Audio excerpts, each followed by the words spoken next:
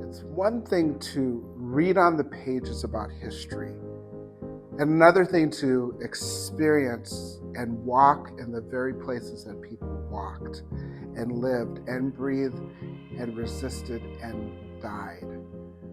You know, for African Americans in our country, and me being a black man growing up in this time, there's a certain narrative about us. And being on Sankofa, you learned so much more about our story, that we weren't just merely slaves, that we were kings and princes and poets and artists that came and were actually brought to a country, enslaved to a country. But there are these beautiful stories of resistance and resilience. Everybody in the sanctuary stand up and recite after me. I have a dream. That one day, the state of Alabama. The word Sankofa is a Ghanaian word. It means going backwards in order to go forward. It has in mind the importance of looking at our past in order to make the necessary steps to go forward. So we needed each other. You can help me and I can help you. God gives us and lay hold of that gift that is special in your life, and you can be significant. You affirm your significance. Don't make you significant. Because that was in the creation of God in His image. That's what we're confusing. And we done color-coded that.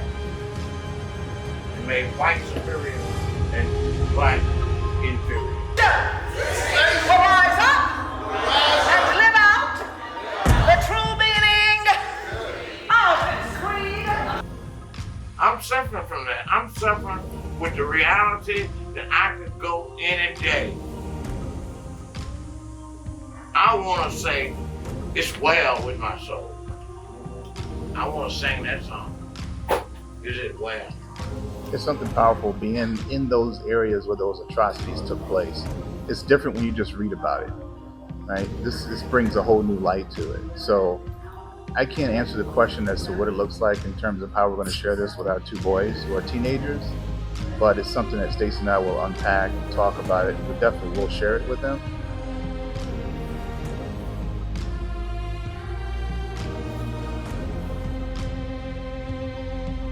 It elicits things that we don't get to experience when we're just reading about it, or if we passively watch something about our history.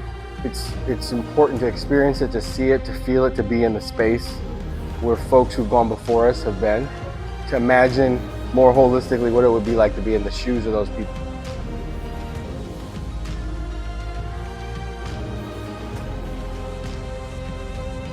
It means how are we reflecting on how we have taken in that information and how we're leveraging that bias that got seeped into us and how we're projecting that on other people. So this journey is also about self-reflection and how we're reflecting on ourselves so we can be in harmony with folks across racial and ethnic lines. Some have asked me, David, should I go on a Sankofa? And I say absolutely. Will it be easy? No, there's some things you will learn, but it will be rich. And I say that both to my African American brothers and sisters. You will learn a story of strength, of faith, of how the Black church, how Christ carried us as a people. As Anglo-Americans and brothers and sisters, you will learn a much fuller story, all of us will, than what you knew before. And you'll also capture some beautiful, beautiful stories, powerful stories of white brothers and sisters who lived out the gospel. For my Latino and Asian brothers and sisters, you will learn of this journey, similar journey of image bearers, of living in a world of which God is not being ultimately honored and lived through, but the resilience and the ways that God in His grace has worked through our life. And so yes, I say come. I say go on it. I say invite other people to it. Because one thing that is so powerful about the Sankofa as well is community. Don't solve the problem.